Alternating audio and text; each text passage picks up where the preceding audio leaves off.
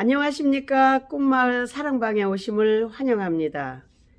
오늘은 인간관계에도 연습이 필요합니다. 이 책을 보면서 제가 그동안 툭툭 던져진 말들이 참 부끄럽게 느껴지는 순간입니다. 바로 관계를 성장시키는 대화법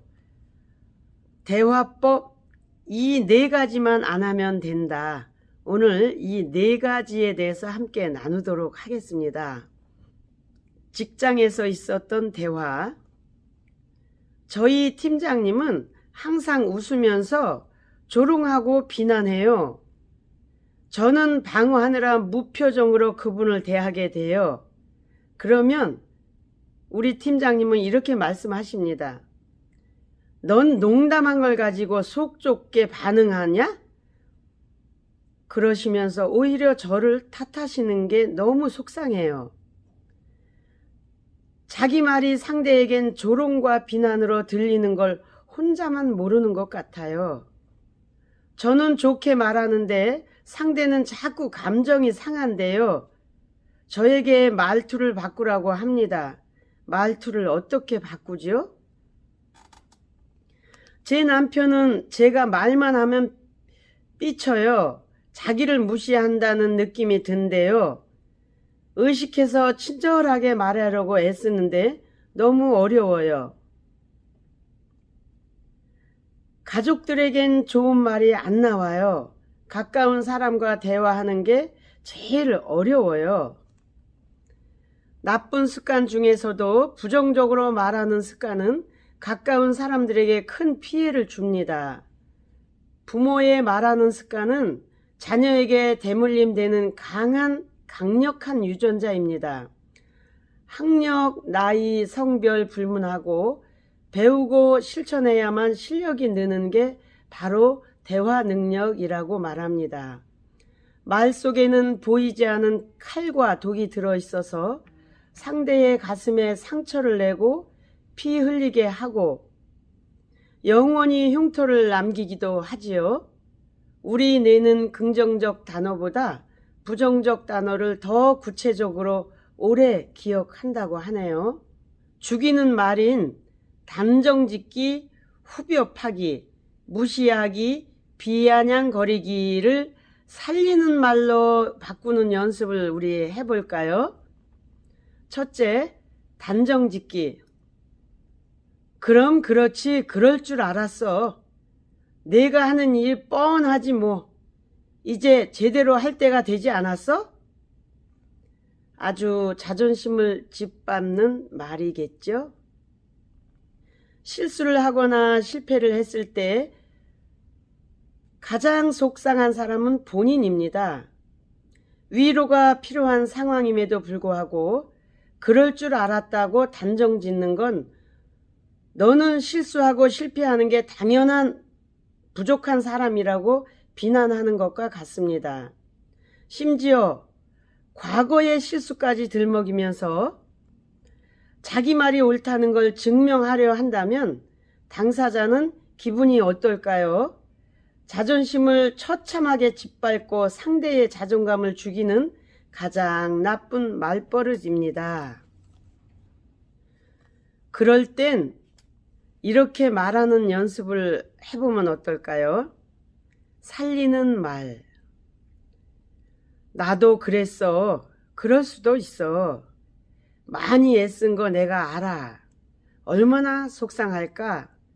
나라면 속상해서 주저앉았을 텐데 너는 나보다 강하니까 잘 이겨내리라 믿어. 기회는 또 있어.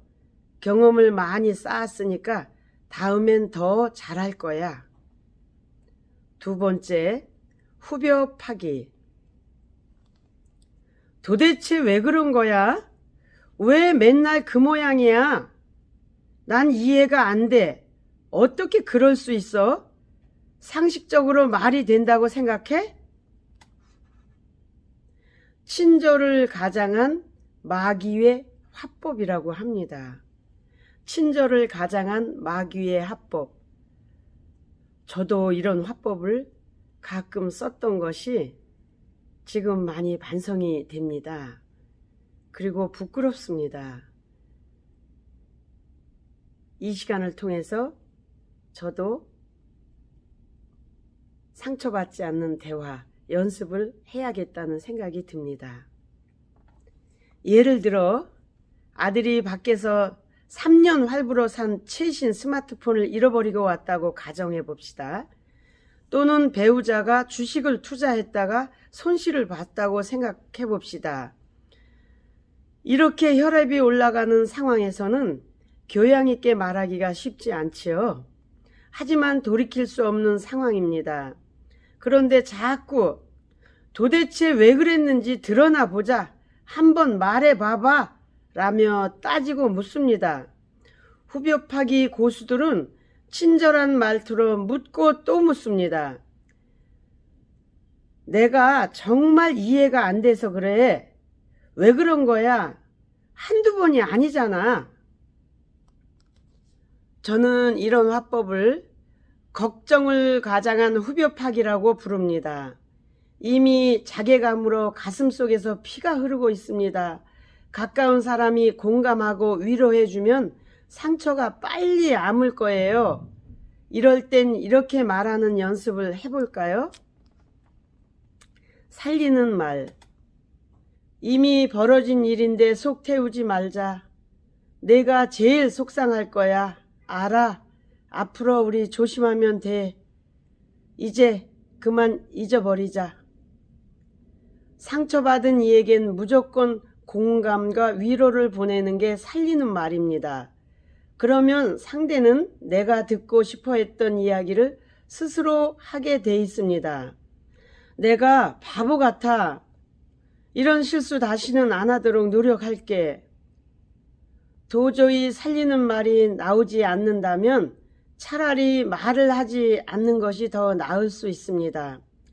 살리는 말은 상대를 내 편으로 만들고 죽이는 말은 반드시 관계를 죽입니다. 죽이는 말을 듣는 상대가 내 자식이라면, 우리 회사에 막 입사한 신입사원이라면, 새싹이 자라는 화분에 날마다 뜨거운 물을 붓는 것과 같습니다. 새싹이 자라는 화분에 날마다 뜨거운 물을 붓는 것과 같습니다. 세 번째, 무시하기. 건드리면 자존심에 치명상을 입는 세 가지가 있어요. 바로 지식, 능력, 소유입니다. 이 세 가지에 대해 지적받으면 누구나 무시당한 기분이 들고 마음의 상처를 받습니다. 지식, 그걸 몰라? 몇 번 얘기했는데 그래도 몰라? 능력, 이것도 못해? 소유, 그것도 없어? 부장님이 말합니다. 박대리 입사 몇 년 차야? 이제 알아서 잘할 때도 되지 않았어? 아직도 그걸 모른단 말이야? 바로 지식 부분이죠. 아버지가 말합니다. 너 35이야. 결혼이 코앞인데 아직 주택 청약도 가입을 안 했단 말이야? 내 사촌동생은 지난달에 아파트 분양받았다더라. 청약이니 분양이니 관심이 없다고? 알아보면 혜택이 얼마나 많은데 그걸 몰라? 이건 지식, 능력, 소유 세 가지를 완전히 무시한 말이죠. 또 남편이 말합니다. 당신도 공부 좀 해. 문서 작성하는 거 회사 다니면 평생 하는 일인데 매번 물어봐서 되겠어? 아직도 엑셀 사용법도 모른단 말이야? 지식과 능력 부분이죠. 아들, 엄마 관망하다가 무슨 뜻이야? 그런데 엄마가 말합니다. 관망하다가 무슨 뜻이냐고? 무슨 말인지 몰라서 문제를 못 풀고 엄마한테 묻는 거야? 그게 말이 되니? 네가 고3인데 관망하다 뜻도 몰라? 지식을 무지막지 자존심 상하게 하는 대화법입니다. 오랜만에 만난 언니가 말합니다. 넌 아직 로봇 청소기 없냐? 요즘 애 키우는 집들 다 있어. 물걸레 청소까지 되는 걸로 하나 사라. 직장 맘들은 그거 있어야 해. 돈은 다른데 아끼고 하나 사. 그렇게 어렵냐? 내가 사줄까? 소유 부분이죠. 전에 들어본 적도 있고 내가 가까운 사람에게 해본 적도 있는 말. 바로 그렇습니다. 생각 없이 툭툭 튀어나왔던 말들. 내가 당연히 아는 것을 상대는 모를 수도 있습니다. 그걸 몰라? 이것도 못해? 그것도 없어? 라고 묻는 말에는 나는 당연히 안다. 나는 당연히 할 수 있다. 나는 당연히 있다. 자만심과 상대를 얕보는 마음이 담겨 있습니다. 상대를 무시하기 때문에 이런 말이 나도 모르게 나오는 겁니다. 나에겐 당연해도 그걸 잘 모를 수도 있고 못할 수도 있고 없을 수도 있습니다. 내가 오해했을 수도 있고요. 걱정이 되어서 그랬다고요? 네, 맞습니다. 걱정이 되어서 그런 말을 할 수 있습니다. 내 감정이 상대에 대한 걱정이라면, 나의 진심이 상대를 도와주고 싶음이라면 제대로 표현해야 합니다. 말을 바꿔볼까요? 이렇게 한번 바꿔보는 연습 좋습니다. 박 대리가 입사한 지 5년 차인데 아직 친절하게 알려준 선배가 없었나 보네. 기획서 들고 와요. 설명해 줄게. 배울 준비 됐죠? 예시. 내 나이도 있는데 청약 통장도 없다니 걱정이 되는구나. 자산 관리 잘하는 것도 중요하니 관심을 가지면 좋겠구나. 예시. 이 엑셀 시트가 복잡하긴 해. 그래도 내가 매번 대신해 줄 수 없으니까 이번 기회에 한번 배워보면 어떨까? 로봇 청소기가 써보니까 참 편하더라. 애 키우는 집들은 수시로 바닥 청소해야 하니까 더 편한 것 같아. 요즘 육아에 야근까지 너무 힘들잖아. 물청소 겸용으로 하나 장만하면 좋겠다. 어떤가요? 메시지는 같은데 전혀 다른 느낌이지요? 상대의 자존심을 건드리는 말은 관계를 죽입니다. 같은 내용도 표현을 조금만 달리하면 내 진심이 전달되고 상대는 나에게 고마움을 느끼게 될 거예요. 네 번째, 비아냥거리기. 저는 어릴 때부터 엄마와 대화할 때 웃으면서 대화를 시작했다가 싸우면서 끝날 때가 참 많았습니다. 엄마의 어떤 표현이 저를 자극했는지 생각해보면 엄마는 농담처럼 한 말, 칭찬을 바꾸어 표현한 말인데 제 귀에는 비아냥거림으로 들렸던 말이에요. 예를 들면 항상 어질러져 있는 자유분방한 제 방을 큰맘 먹고 깨끗하게 치울 때가 있어요. 그러면 엄마는 꼭 와서 한마디 하십니다.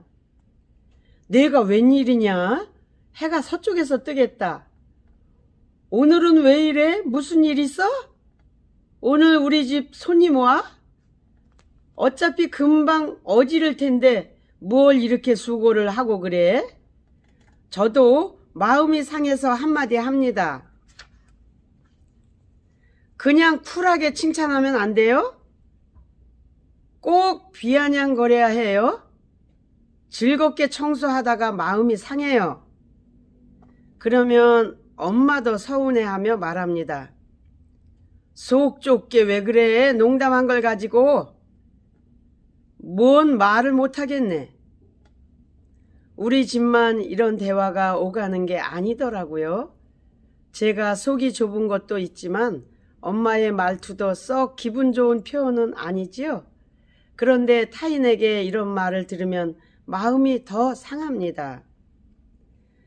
자, 이번엔 강대리가 일하는 사무실 문을 열어볼게요. 책상 위에 늘 서류가 복잡하게 쌓여 있고 테이크아웃 커피 잔도 서너 개씩 모아두었다가 곰팡이가 피기 시작해야 갖다 버리는 강대리가 오늘은 웬일로 책상을 깨끗하게 치우네요. 야, 강대리 웬일이야? 오늘 뭐 잘못 먹었어? 왜 청소를 하고 그래? 박 부장과 양 과장도 모두 껄껄껄 웃으며 한마디씩 합니다. 그러게 오늘 해가 서쪽에서 뜬 거 맞지? 딴에는 칭찬 반 농담 반으로 웃자고 한 얘기겠지요. 하지만 강대리는 짜증이 납니다. 말 속에 뼈가 있는 것 같기 때문입니다. 왜일까요? 받아들이는 사람 입장에선 100% 비아냥거리기로 들리기 때문입니다. 비아냥거리기에서는 상대가 나에게 갖고 있던 평소의 저평가가 고스란히 드러납니다. 평소에 참고 있던 불만을 표출하는 것처럼 느껴지기 때문이죠.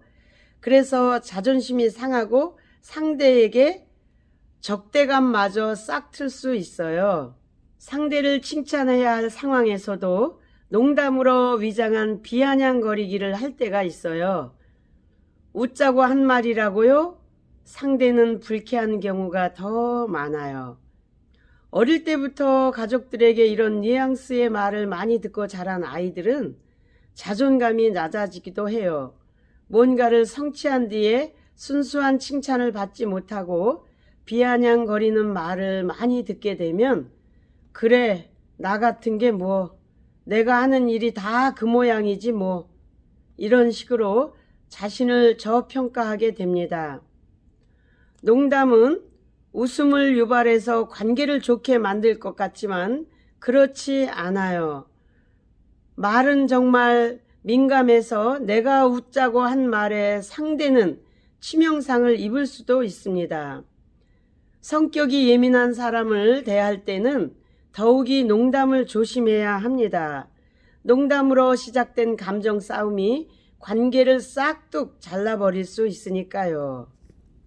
관계를 성장시키는 대화법에 죽이는 말 4가지, 단정짓기, 무시하기, 후벼파기, 비아냥거리기. 오늘 좋은 학습 도움이 되셨습니까? 끝까지 경청해 주셔서 감사합니다.